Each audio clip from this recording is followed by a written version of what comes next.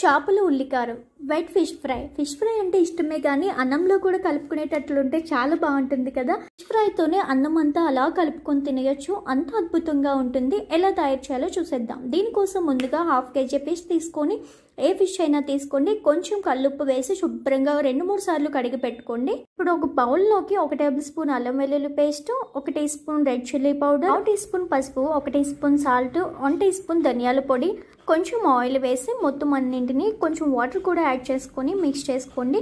ఈ విధంగా కలిపిన దాన్ని ఫిష్కి మంచిగా పట్టించుకోవాలి, 2 సైడ్స్ కూడా.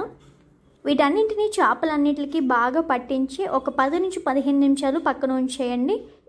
15 నిమిషాల తర్వాత ఏదైనా ఫ్రైయింగ్ ప్యాన్ తీసుకొని అందులో 4 టేబుల్ స్పూన్ల వరకు ఆయిల్ వేసి మ్యారినేట్ చేసి పెట్టుకున్న ఫిష్ పీసెస్ని ఈ విధంగా ప్లేస్ చేసి ఒక సైడ్ బాగా 2 నిమిషాలు వేయించేసుకోవాలి. ఈ విధంగా ఫ్రై అయిన తర్వాత మళ్ళీ ఫ్లిప్ చేసి రెండో వైపు కూడా మంచిగా 2 మినిట్స్ ఫ్రై చేసుకున్నామంటే మనకి ఫిష్ అనేది పర్ఫెక్ట్గా ఫ్రై అయిపోతుంది.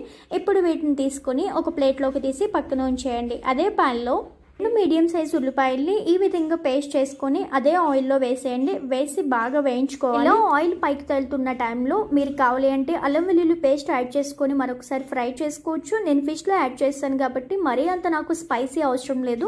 ఓకే, 1 టీ స్పూన్ కారం, 1 టీ స్పూన్ సాల్ట్, అలాగే 1/2 టీ స్పూన్ ధనియాల పొడి, 1 టీ స్పూన్ జీరా powder, 1 tea spoon garam masala వేసి మొత్తం అన్నింటిని 2 నిమిషాలు వేయించేసుకోవాలి. ఒక వేయించి పెట్టుకున్న చేప ముక్కలు వేసి మూత పెట్టి ఒక 2-3 నిమిషాలు బాగా వేయించుకోవాలి.